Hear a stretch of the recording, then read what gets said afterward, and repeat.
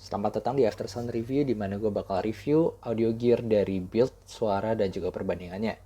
Hari ini gue bakal review IEM sejuta umat nih.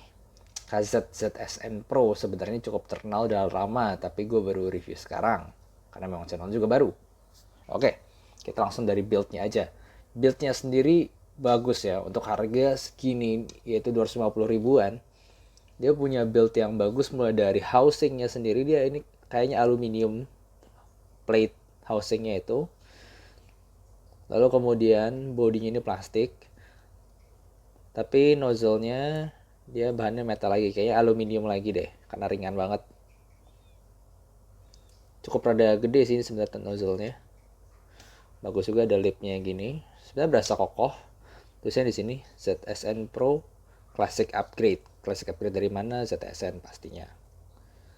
Lalu kemudian dari kabelnya sendiri juga bagus ya, ini twisted.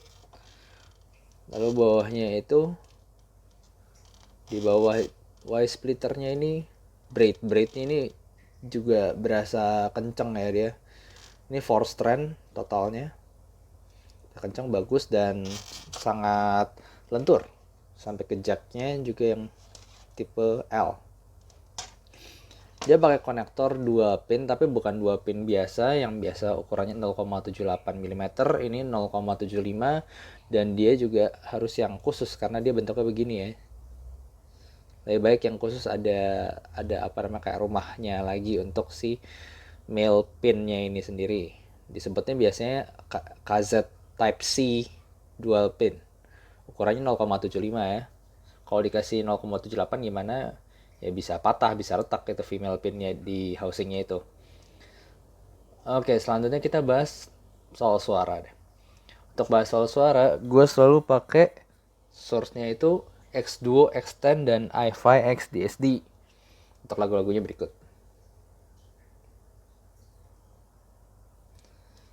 Ya, sebelum kita mulai bahas satu persatu, gue mau bahas soal overall tonalnya ini.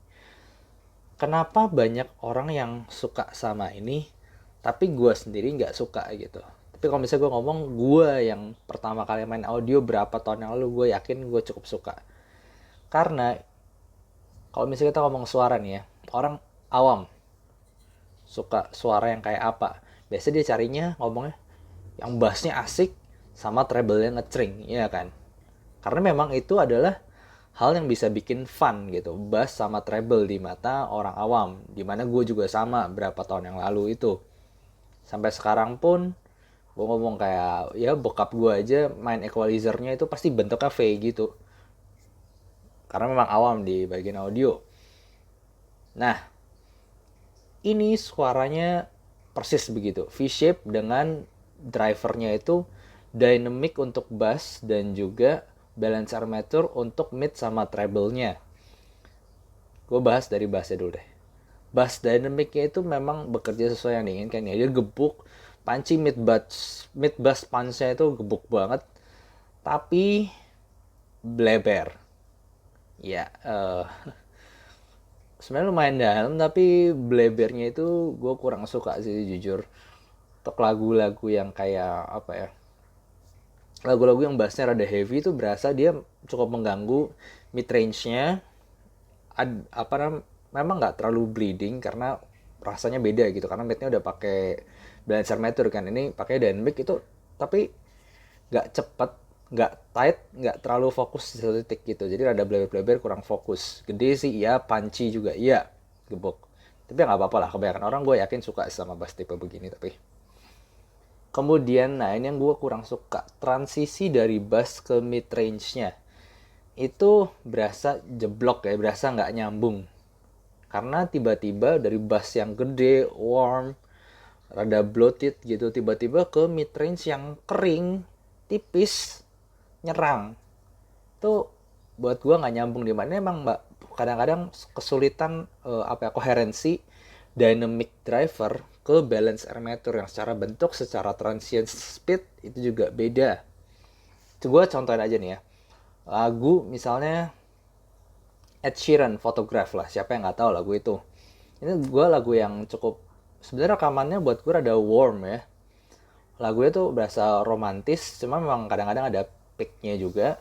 Nah tapi di sini peaknya tuh berasa banget kan setelah ref pertama kan, wait for me to come home, lalu bass masuk, duk duk duk duk tak gitu, duk duk, loving can hit itu kan, loving can hand your soul, baru gitu kan. Nah pas bassnya masuk, pertama sebenarnya lagu awal kan baru akustik doang, itu nggak terlalu ada masalah, memang vokalnya ada berasa sibilin-sibilin sedikit, lalu bassnya masuk, dum dum, itu waduh, itu langsung kayak apa ya, berlebihan, dan jadi apa, bener-bener berasa di situ nggak nyambung. Apalagi waktu bassnya masuk, si Ed Sheeran nyanyi kan, I swear will get easier, waktu I swear S-nya itu bassnya gede, S-nya nusuk, di situ berasa apa ya, V shape-nya tuh rada ekstrim lah gue ngomongnya gitu, nggak terlalu terkontrol, bassnya kurang terkontrol, upper mid-nya juga kurang terkontrol, jadi sibilan rada kasar gitu,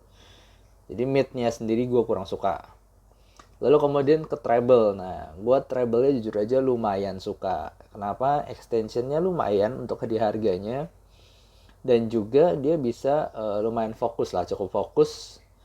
Walaupun nggak terlalu airy-airy sampai jauh banget, nggak gimana. Tapi maksudnya untuk gue mainin lagu-lagu yang pakai biola gitu lah, Campane lah, La Primavera, itu cukup baik. Gue denger biolanya lumayan lah, walaupun memang rada metalik-metalik dikit. Tapi ya bisa dipahamin lah.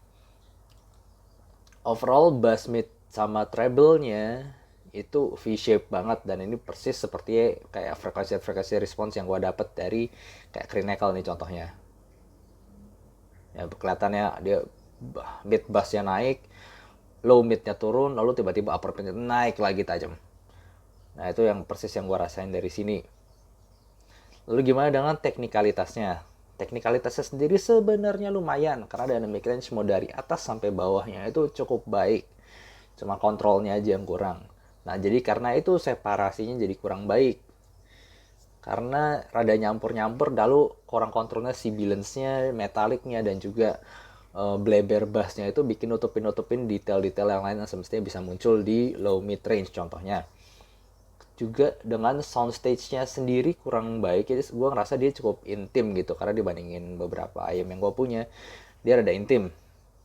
Kemudian dari imagingnya sendiri otomatis, karena bleber dan masalah yang tadi gue bilang, kontrol upper mid range yang picky tadi, yang kadang sibilan, kadang metalik itu, jadinya imagingnya juga kurang baik, dan karena ya soundstage-nya juga kurang baik, separasi kurang baik, imagingnya jadinya kurang baik. Kemudian gimana, gue sebenarnya teknikalnya ini nyaris bisa bagus, karena dynamic range-nya bagus ya, dari bass bisa rada dalam, treble bisa rada tinggi, tapi kontrolnya itu loh, kontrolnya itu kurang baik untuk frekuensinya. Gimana perbandingannya dengan lain? Kan ini 250.000 ya, gue bakal apa namanya ya, fair aja lah. Ya emang mungkin untuk yang awal-awal masuk audio, mungkin lo bakal suka sih sama ini. Karena kebanyakan ya emang gitu kan, biasa suka yang bassnya ngegebuk, lo treble ngecering tuh kadang-kadang itu bisa memberikan ilusi seolah dia detail, padahal nggak selalu begitu.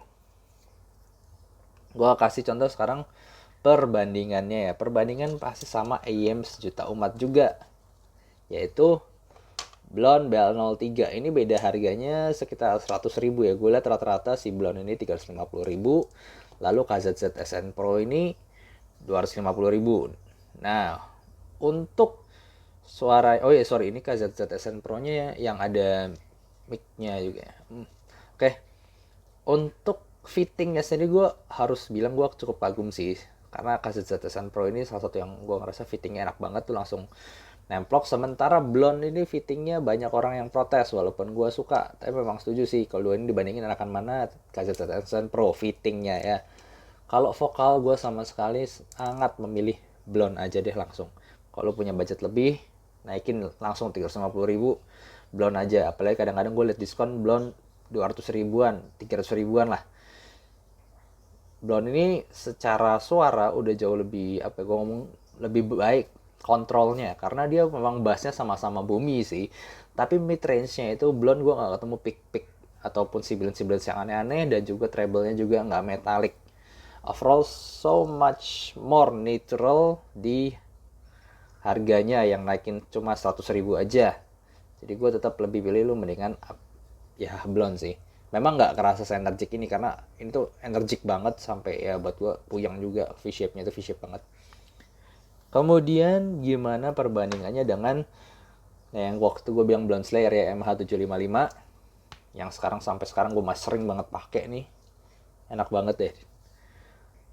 MH755 ini kayak kebalikannya si KZZSN Pro ini. Karena KZZSN Pro kan dia bassnya nonjok, lower mid range-nya turun, upper mid naik, tapi upper mid-nya tuh naik sampai lower treble juga. Tapi sampai apa ya, kontrol tuh kurang baik, jadi gampang sibilance, gampang metalik.